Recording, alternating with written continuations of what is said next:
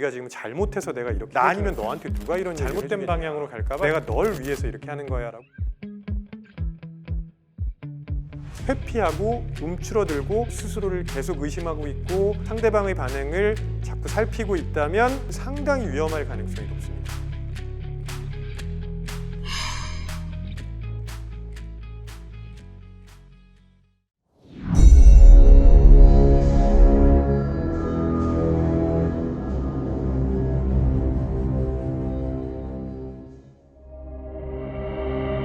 사이코패스, 나르시시즘, 인격적 장애의 일종. 자신의 성공을 위해서는 방법을 가리지 않고 나쁜 짓을 저지르며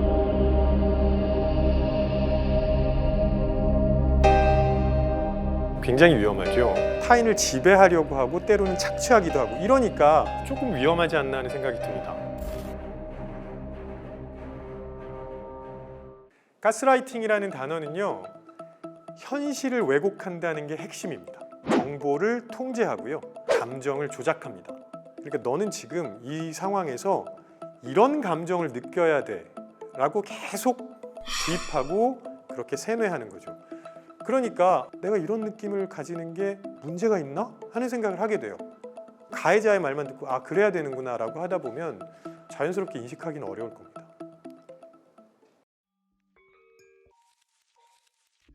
가스라이팅을 하는 사람들 중에 하는 걸 알고도 하는 사람이 있어요. 나르시시스트입니다.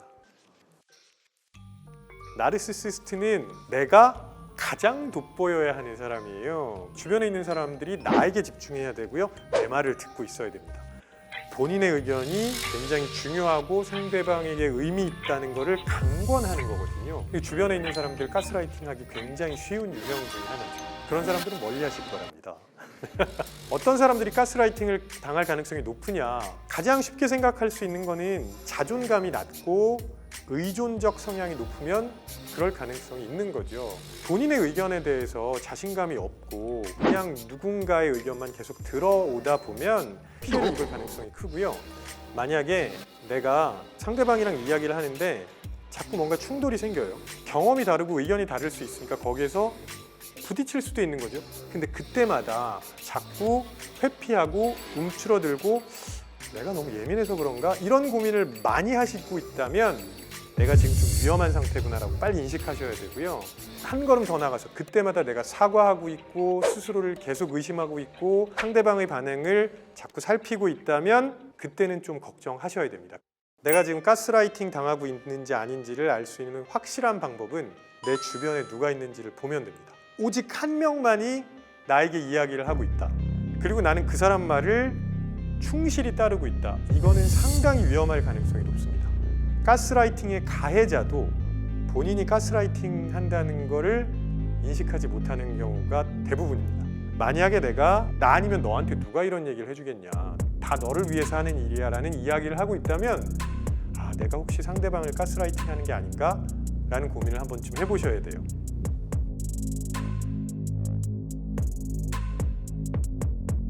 이게 TV에도 방영이 돼서 굉장히 사람들의 공분을 샀던 사례인데 1년 반 정도 교제했던 남자친구가 여자친구를 가스라이팅 했던 사건이 있었는데요. 여자친구가 다른 사람이랑 연락한다는 이유로 무자비하고 아주 잔혹한 일들을 했었다는 거죠. 바리깡으로 머리를 밀어버리고 나체로 무릎 꿇고 거기다 침 뱉고 이런 모습을 촬영하고 특정 공간에 그냥 가뒀습니다. 그 가해자가 뭐라 그랬냐면 이거 네가 지금 잘못해서 내가 이렇게 해주는 거야. 이건 내가 너를 위해서 그러는 거야.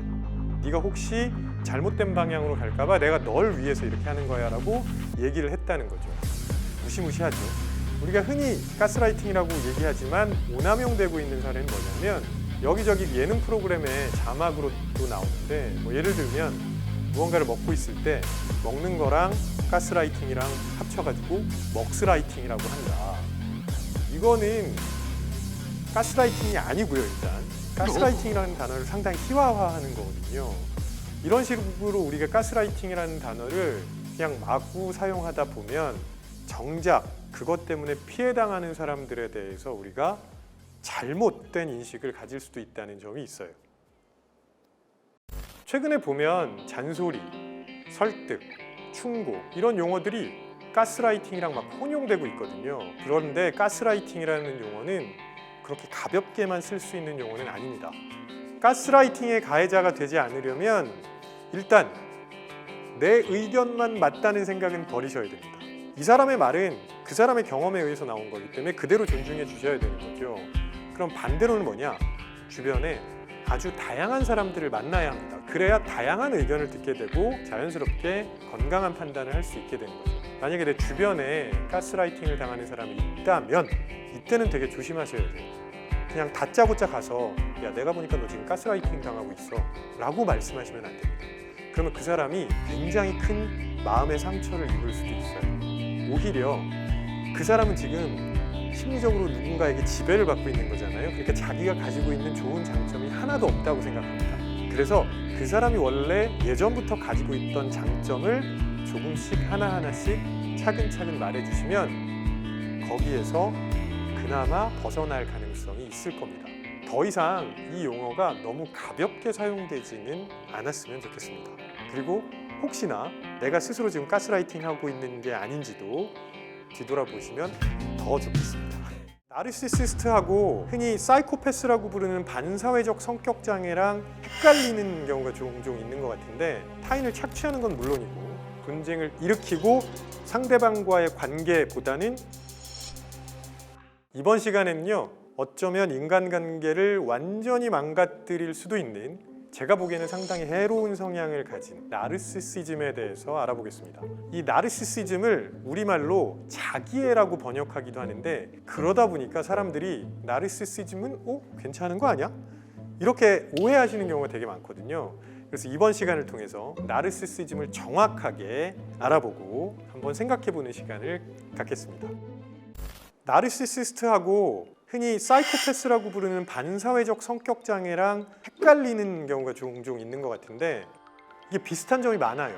왜냐하면 둘 다 자기 과시가 심하고 타인을 과소평가하고 공감 능력도 없어 보입니다. 그리고 타인을 지배하려고 하고 때로는 착취하기도 하고 이러니까 둘 다 비슷한 거 아닐까 하고 생각하실 수 있는데 명확한 차이점이 있습니다. 나르시시스트는요 타인에게 인정을 받아야 돼요. 그런데 사이코패스는 그런 거에 전혀 관심이 없습니다. 나르시시스트는요 생각보다 수치심에 민감합니다. 예를 들어서 많은 사람들 앞에서 수모를 당했다 이런 거 절대 참지 못하죠. 또 하나 나르시시스트는 외적으로 굉장히 매력적입니다. 그래야 주목을 받을 수 있거든요. 그 과정에서 주변 사람들의 에너지를 계속 빨아먹습니다. 그래서 에너지 뱀파이어라고 불리기도 합니다.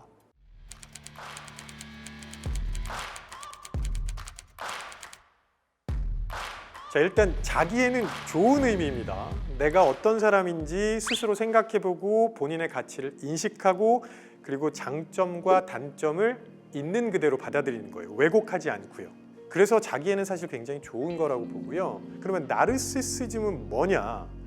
이게 자기애로 번역하시면 안 되고 자아도취라고 번역하시는 게 제가 보기엔 더 적절합니다. 그냥 속된 말로 얘기하면 자뻑이죠. 그냥 나만 너무 멋져 보이는 거예요. 이런 사람들은요 주목받고 싶어 하기 때문에 갈등을 전혀 부담스러워하지 않습니다. 내가 가진 목표를 달성하기 위해서라면 타인을 착취하는 건 물론이고 갈등 상황을 유발해도 괜찮아요. 결국 그 상황을 통해서 내가 주목을 받을 수 있기 때문인 거거든요. 그런 차이가 있습니다.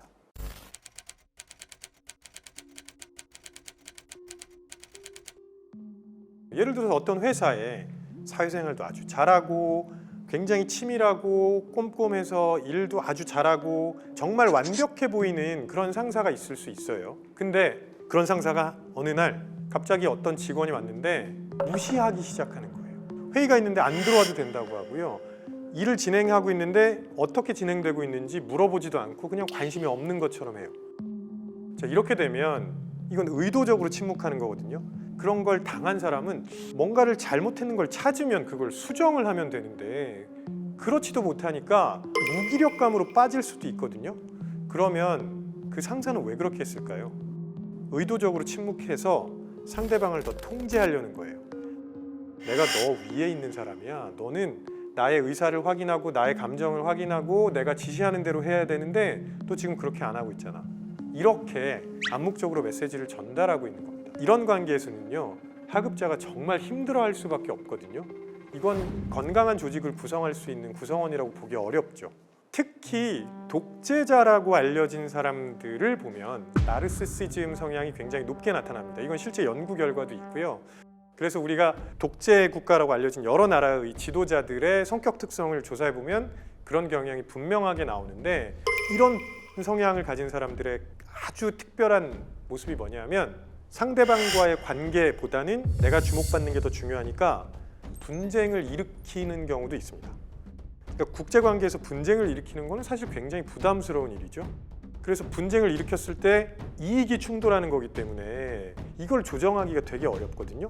근데 나르시시스트들은 분쟁을 일으키고 거기에서 내가 이거를 해결할 수 있는 유일한 사람이라는 메시지를 던지면서 주목받는 걸 좋아합니다.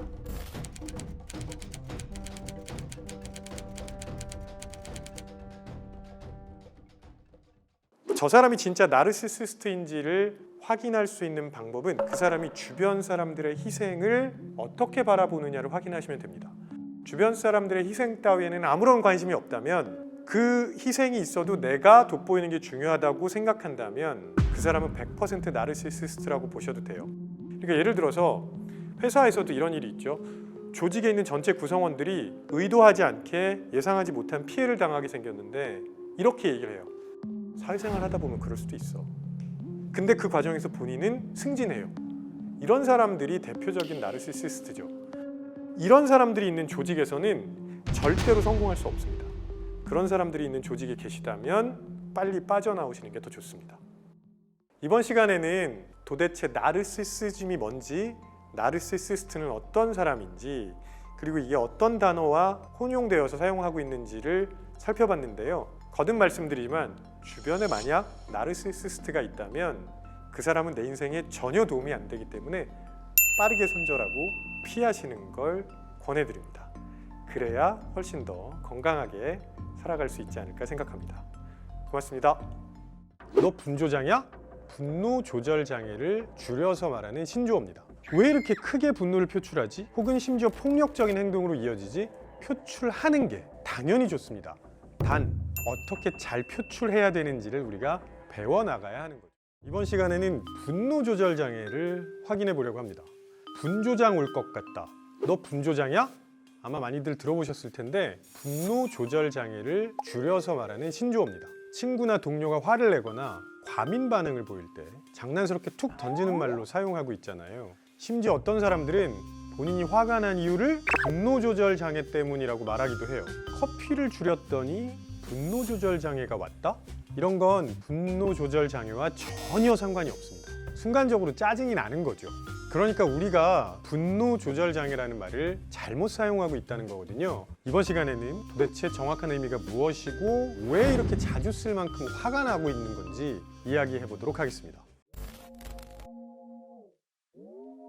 분노 조절 장애라는 건요, 본인의 분노를 조절하는 데 어려움을 겪는, 그래서 일상생활에 심각한 영향을 주는 그런 상태를 말하죠. 이걸 정신의학적 용어로는 간헐적 폭발 장애, 아주 작은 자극임에도 불구하고 분노가 격렬하게 표출되는 그런 상황을 말하는 겁니다. 분노 조절 장애 주요 증상을 보면 분명히 다른 사람들이 보기에는 사소한 일인데 왜 이렇게 크게 분노를 표출하지? 혹은 심지어 폭력적인 행동으로 이어지지? 자극에 비해서 너무 과도하게 분노 반응을 보이는 거죠. 또 그냥 일시적으로 화가 나는 게 아니라 지속적으로 폭발적인 반응을 보이는 것도 분노 조절 장애라고 볼 수 있습니다. 게다가 이렇게 분노를 폭발한 다음에는요, 굉장히 죄책감을 느끼거나 후회를 느끼기도 합니다. 거의 자지력을 잃고 폭력적인 반응을 동반할 때 분노 조절 장애라고 부르는 게 맞습니다. 단순히 화를 자주 내는 건 분노 조절 장애와는 다르다는 겁니다. 우리가 분노에 대해서 이야기할 정도로 실제로 우리 사회에 화가 많아진 것처럼 보이기도 합니다. 화를 참지 못하고 우발적으로 충동적인 범죄를 저지르는 일이 뉴스에 많이 보도가 되고 있잖아요. 이런 범죄들 중에 대다수가 분노 조절 장애 때문에 발생했다고 이야기하고 있죠. 자, 우리나라에 분노가 정말 많아졌을까요? 예전보다 사람들이 많아졌고 관계의 모습도 점점 얽히고 설키고 그렇게 가고 있습니다. 자연스럽게 우리가 경험하는 감정의 총량도 늘어나고 화의 총량도 늘어날 수밖에 없죠. 그런데 왜 우리는 이전보다 화가 그냥 더 많아졌다고 느낄까요? 우리는 옛날부터 참는 게 미덕이라는 말을 아주 자주 하고 살아왔습니다. 부모님이나 선생님들이 참을 인자 3번이면 살인을 면한다라는 말씀을 하실 정도로 꾹꾹 누르고 참는 걸 많이 가르쳐 주셨어요. 그런데 지금 시대가 달라졌죠. 본인의 주장 그리고 자신의 감정을 적극적으로 드러내고 표현하는 걸 권장하고 있습니다. 문제는요, 어떻게 표현해야 되는지 아무도 가르쳐 주지 않았다는 거죠. 그렇기 때문에 감정을 표현하는 것도 모르고요, 감정을 해소하는 방법도 잘 알지 못합니다. 자, 일단 모든 감정은 쌓아놓는다고 사라지지 않습니다. 우리 몸에 감정이 누적이 되면 그게 어디로든 분출이 되거든요. 단순히 감정적인 반응뿐만 아니라 호르몬 분비와도 연결되어 있어요. 예를 들어서 우리가 굉장히 화가 나면 스트레스 호르몬이 과다하게 분비가 됩니다. 그리고 이건 우리의 면역 체계에 안 좋은 영향을 주죠. 마음뿐만 아니라 몸에도 부정적인 영향을 줄 수밖에 없습니다. 자, 그래서 표출하는 게 당연히 좋습니다. 단 어떻게 잘 표출해야 되는지를 우리가 배워나가야 하는 거죠. 화를 표출하는 방법을 간단하게 알려드리겠습니다. 첫 번째, 내 감정에 점수 매기는 걸 꼭 해보셔야 됩니다. 예를 들어서 옆에서 보기에 별로 화낼 만한 일이 아닌데 갑자기 극대노해가지고 막 이것저것 던지고 난리가 났습니다. 또 어떤 경우에는 나 같으면 진짜 절대 못 참을 것 같은데 하는 정도로 화가 난 상황인데 꾹꾹 누르고 있는 분들이 있어요. 왜 이럴까요? 내가 지금 어떤 정도의 강도를 경험하는지를 잘 모르기 때문입니다. 그래서 우리는 감정에 점수를 매겨보는 연습을 하셔야 돼요. 지금은 한 3점 정도 내가 분노를 느끼고 있어.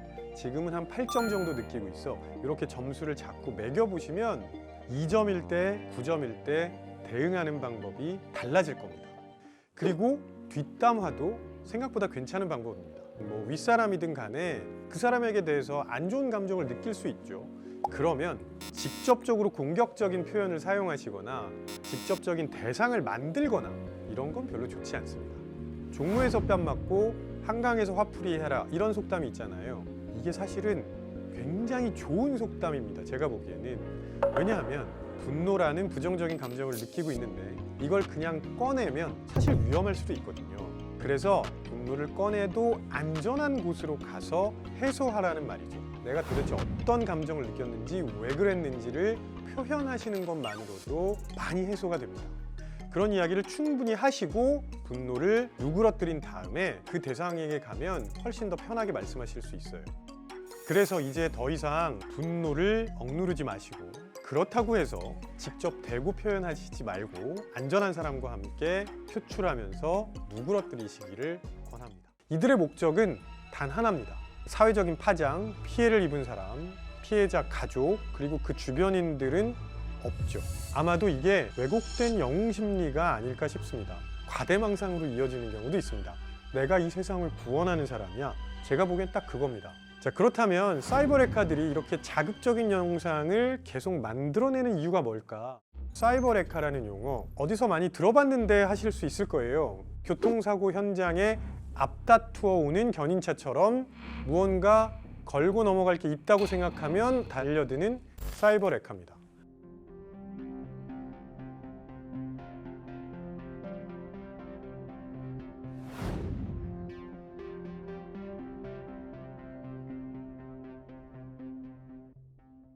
이들의 목적은 단 하나입니다.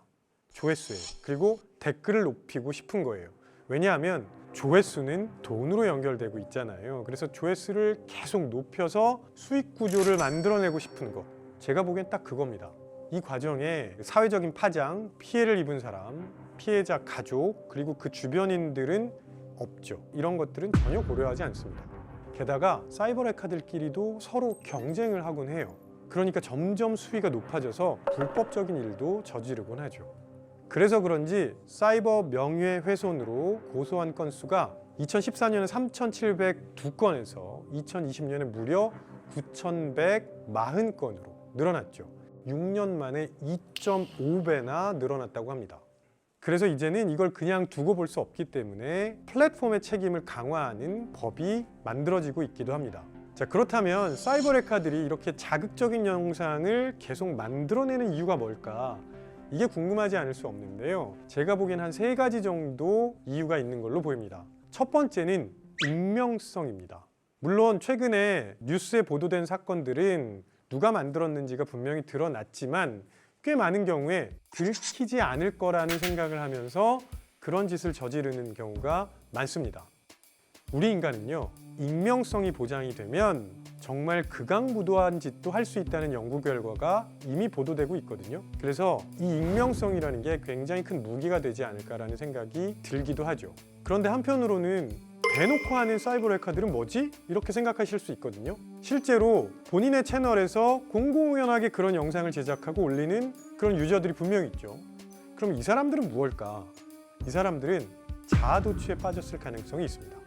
무슨 얘기냐면 본인이 올린 영상을 보고 많은 사람들이 와서 댓글이 달리고 심지어는 자기를 찬양하는 글들을 확인하면서 내가 지금 진짜 제대로 된 일을 하는 거라는 착각에 빠지는 거죠.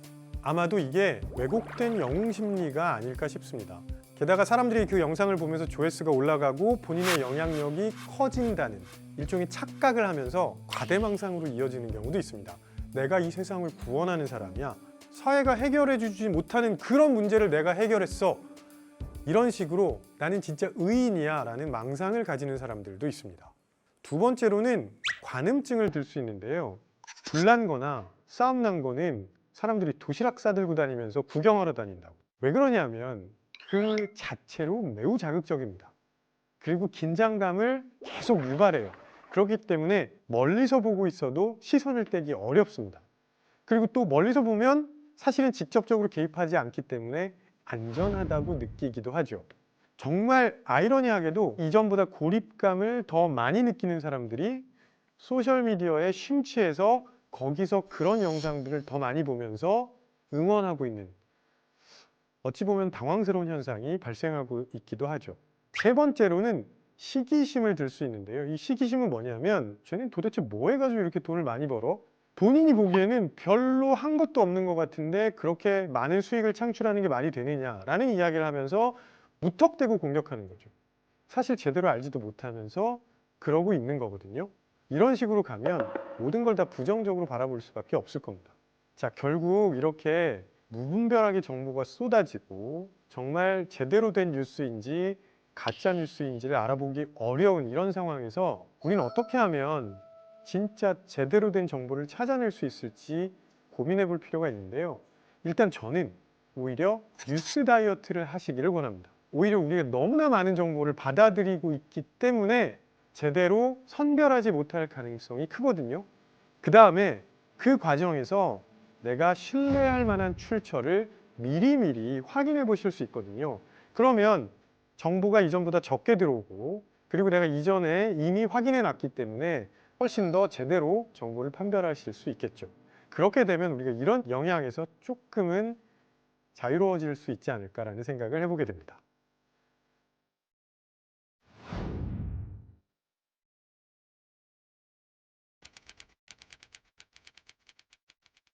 대통령이 되는 사람들이 사이코패스적 성향을 굉장히 많이 가지고 있다.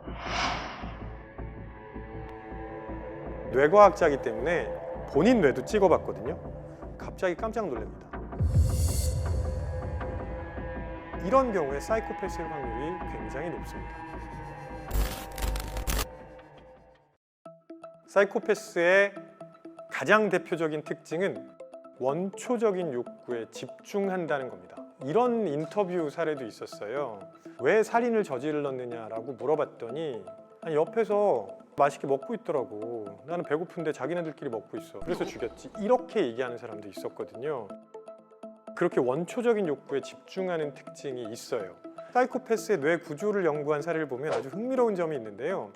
신체적으로 상해를 입게 되면 고통을 담당하는 우리의 뇌 부위가 활성화됩니다. 그런데 마찬가지로 다른 사람이 그렇게 아픈 걸 볼 때도 같은 부위가 활성화가 돼요. 그런데 사이코패스는 내가 아플 때는 활성화가 됩니다. 근데 다른 사람이 아픈 걸 볼 때는 그런 부위가 활성화되지 않아요. 나와는 아무런 관계가 없다는 얘기죠. 무감각하다는 겁니다. 이런 경우에 사이코패스일 확률이 굉장히 높습니다.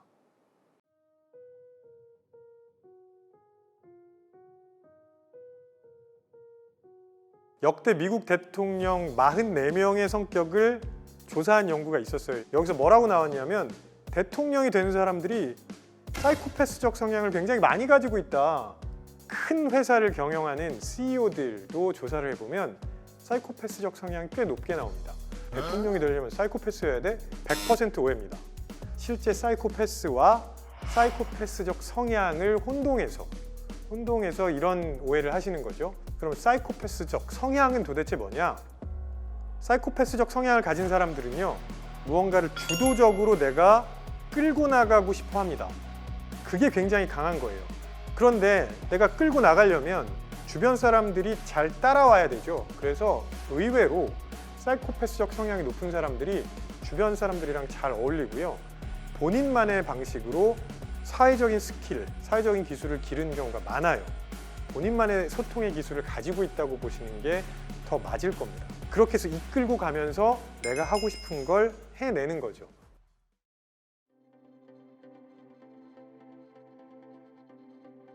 대부분의 사이코패스들은 범죄를 저지르고 수감이 되는데 이런 사람을 이제 범죄형 사이코패스라고 하고요.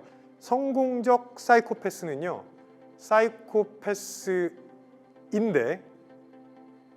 잘 살아남았다는 겁니다. 사회생활을 잘 하고 있는 사람들을 은유적으로 성공적 사이코패스라고 부르는 거거든요. 성공적 사이코패스는 착취적이거나 반사회적 성향이 있어요. 근데 그게 외부를 향하지 않고 내부를 향해 있습니다. 여기에 한 가지 더해서 성실성이 높아요. 그러니까 내부를 향해서 무언가 자꾸 채찍질을 하게 되는 거죠. 그 과정에서 충동적으로 나타나는 공격성이나 위험을 감수하는 그런 성향을 낮춘 겁니다. 사이코패스 뇌과학자라는 책을 쓴 제임스 펄론의 스토리가 아주 재미있는데요. 뇌과학자이기 때문에 본인 뇌도 찍어봤거든요. 갑자기 깜짝 놀랍니다. 자기가 그동안 보아왔던 사이코패스의 뇌와 본인 뇌가 너무 비슷한 거예요. 이게 도대체 무슨 일이지 하고 엄마를 찾아갑니다. 혹시 나에게 출생의 비밀이 있느냐? 이렇게 물어봤죠. 그런데 엄마가 드디어 이제 네가 무언가를 알았구나 하고 출생의 비밀을 알려줍니다. 그 출생의 비밀은 뭐였냐면 자기의 선조들 중에 연쇄살인마가 엄청 많았다는 거예요. 사이코패스 유전자를 어느 정도 가지고 태어난 거죠. 그럼 이 사람은 어떻게 수감되지 않고 공부를 해서 뇌과학자가 됐느냐? 어머니가 그런 성향이 있다는 걸 알고 있었기 때문에 오히려 긍정적으로 자꾸 피드백을 주려고 노력했다는 겁니다. 얘가 부정적으로 갈 때 그걸 질책하기보다는 긍정적인 행동을 할 때 그걸 자꾸 피드백을 주고 강화를 해주면서 그런 성향들, 그런 행동들이 살아남을 수 있게 도와줬던 거죠. 이게 어머니의 헌신적인 노력이 있었기 때문에 성공적 사이코패스가 되지 않았을까 하고 생각을 해봤습니다. 우리가 흔히 친한 사람들과의 관계에서 너 사이코패스 아니야? 이렇게 말씀하시는 경우가 많은데 이건 그 사람을 범죄자 취급하고 있는 겁니다. MBTI 가지고 뭐 예를 들면 INTP 이거 완전 사이코패스, 소시오패스인데 위험합니다. I든 E든 공감이랑 직접적으로 연관이 없거든요. 그래서 이렇게 생각 안 하셨으면 좋겠어요. 사이코패스 성향이 높은 사람들이 대통령이 됐다거나 CEO가 됐다. 이거는 그 연구 결과를 잘 해석하셔야 됩니다. 그들만이 개발한 분명한 기술들이 있다는 걸 잊지 않으셔야 아, 사이코패스여야 성공할 수 있겠구나라는 오해를 안 하실 수 있지 않을까 싶습니다. 그래서 앞으로는 이런 용어도 좀 정확하게 사용하셨으면 좋겠습니다.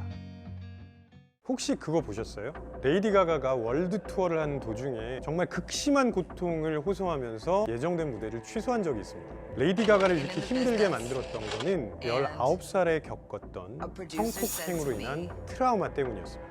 이렇게 레이디 가가처럼 정말 다시는 생각하고 싶지 않은 그런 공포를 겪었을 때 우리는 트라우마를 경험했다고 합니다. 그런데 트라우마가 이 의미를 정확하게 알고 쓰는 게 아니라 조금 부정적인 경험을 하게 되면 나 오늘 트라우마 겪었잖아 이렇게 얘기하곤 하거든요. 그래서 이번 시간에는 도대체 트라우마가 무엇인지 그걸 한번 제대로 알아보겠습니다. 제가 트라우마가 정말 무분별하게 쓰인다고 느꼈던 게 뭐냐면요, 사람들이 무언가를 먹으면서 이런 말을 해요. 예를 들면 고구마 먹다가 체했는데 와, 나 고구마 트라우마 있잖아, 이렇게 말씀하시는 분들도 있고요. 혹은 또 어느 장소에 가면 그냥 조금 부정적인 사건을 경험했다고 나 여기 트라우마 있잖아, 이렇게 말씀하시는 경우가 많은데 그건 사실 트라우마가 아닙니다. 단순히 좋아하고 싫어하는 거, 이런 것들까지 트라우마라고 볼 수는 없다는 거죠. 그래서 트라우마는 정확하게 뭘 말하는 걸까요? 이게 원래 의학 용어예요. 트라우마는 의학 용어로 외상이라는 걸 의미합니다. 심리학에서는 정신적으로 겪은 외상, 이런 뜻으로 사용하고 있죠. 이 외상이라는 게 뭐냐면 과거에 겪은 고통이나 정신적 충격 때문에 비슷한 상황에 처했을 때 아주 극도로 불안하고 공포 증상을 경험하는 걸 이야기합니다.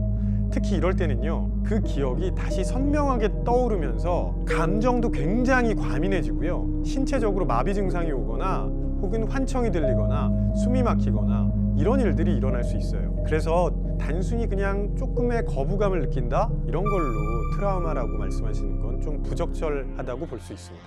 그래서 우리가 일상 속에서 진짜 트라우마를 경험할 수 있는 사례를 말씀드리겠습니다. 대표적으로 교통사고가 있거든요. 정말 큰 사고를 겪어서 아주 심각한 부상을 입었거나 혹은 가까운 사람이 그런 사고를 당하는 걸 목격했거나 이럴 때는 트라우마를 경험할 수 있습니다. 다음으로는 자연재해 때문인데요. 지진이나 홍수, 태풍 이런 건 사실 우리 인간이 막을 수 있는 게 아니잖아요. 그래서 그런 비슷한 상황, 비슷한 이미지를 보는 것만으로도 심각하게 불안감과 공포감을 느낄 수 있죠.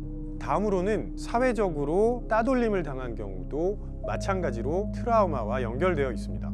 이런 경우에는 내가 그들과 어울리는 것 자체가 두려워지고요, 심지어는 그 아이들의 얼굴을 떠올리는 것만으로도 굉장히 큰 공포와 불안감을 느낄 수 있습니다. 그리고 이거는 성인이 되어서도 새로운 모임에 가입하거나 새로운 조직에 들어가기가 되게 부담스러워질 수 있거든요. 이게 이제 잘못하면 불안장애, 사회적 불안장애로 이어질 수도 있는 거죠.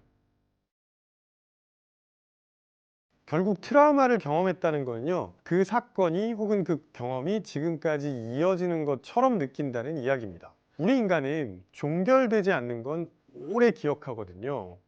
또 하나는 부정적인 경험을 지속적으로 반복적으로 떠올리는 걸 반추라고 하거든요. 이 반추를 많이 하는 성향을 가진 사람이 있습니다. 그런 경우에 훨씬 더 어려울 수 있죠. 자, 앞으로 이런 말씀은 절대 안 하셨으면 좋겠습니다. 이렇게 말하는 사람은요, 우리 인간이 어떻게 생각하는지를 잘 모르기 때문에 이런 말을 한다고 생각합니다. 그런 사건을 경험하면 누구나 힘들어요. 다만 성향에 따라서 조금 빨리 해소할 수 있고 혹은 조금 더딜 수 있는 차이지, 이게 아무렇지도 않다? 이건 말이 안 되죠. 자, 그런데요, 트라우마랑 자주 같이 쓰는 용어가 하나 있죠. 바로 PTSD. 이건 외상 후 스트레스 장애, 이걸 줄인 말이에요. PTSD는요, 내 생명을 위협하거나 신체에 아주 심각한 상해를 줄 수 있을 정도의 극심한 스트레스 혹은 정신적인 외상을 경험한 후에 나타나는 거거든요. 그래서 아주 큰 폭력 혹은 공포 이런 거에 일상적으로 노출되는 직종에서 자주 발생합니다. 대표적으로는 경찰관, 소방관, 군인 이런 직업을 들 수 있겠죠. 특히 전투에 참여한 군인은 PTSD를 경험할 가능성이 매우 높다고 해도 과언이 아니죠. 실제로 PTSD를 겪는 군인들을 도와주는 여러 가지 프로그램이 시행되고 있기도 합니다. 정리하면 트라우마라는 건 사건이에요. 혹은 경험이죠. 그 다음에 그로 인해서 겪는 극심한 고통이나 불안, 공포, 신체적인 증상 이런 것들을 PTSD라고 합니다. 근데 PTSD 역시 잘못 사용하는 경우가 꽤 많습니다. 예를 들면 요즘 회사에 있는 단톡방 때문에 스트레스 받아가지고 알림만 울려도 나는 PTSD 오는 것 같아. 저는 굉장히 이런 표현 들을 때마다 불편합니다. 그냥 좀 피곤하고 또 피로하고 또 짜증이 난다는 거죠. 그걸 PTSD로 표현을 하면 정말 PTSD를 겪고 있는 분들이 크게 상처를 받을 수도 있습니다. 일단 그 사건에 대해서 그냥 무리하게 물어보거나 그때 경험했던 감정을 이야기해 달라고 하거나 이런 건 피하셔야 돼요. 그렇게 하는 것만으로도 그때의 그 아픈 경험을 다시 떠올릴 수 있거든요. 조언이나 해결책을 함부로 제시하시는 것도 피해야 됩니다. 그 조언이나 해결책은 말하는 사람의 입장에서 만들어냈을 가능성이 크거든요. 그리고 PTSD를 겪는 사람들의 감정을 평가하거나 판단해서는 안 돼요. 야, 그거는 내가 보기에는 이런 거야. 혹은 이럴 때는 이렇게 하면 되잖아. 이런 말씀 하시면 안 된다는 거예요. 그냥 그대로 받아들여 주시는 게 좋습니다. 이렇게 하시면 상대방이 아, 지금 나와 함께 하고 있구나 라는 그런 느낌을 받을 수 있게 되거든요. 조금 기다려 주시고 그 사람이 왜 그랬는지 이야기하실 수 있는, 그렇게 좀 지지하는 분위기를 만들어 주시는 게 좋습니다. 자, 이번 시간에 트라우마 그리고 PTSD가 뭔지 조금 자세하게 살펴봤는데요. 우리가 아무렇지도 않게 말했던 트라우마라는 단어가 진짜 트라우마를 경험하고 있는 사람에게는 정말 극심한 고통을 안겨줄 수도 있습니다. 그래서 이런 용어는 조금 조심해서 사용하셨으면 좋겠습니다.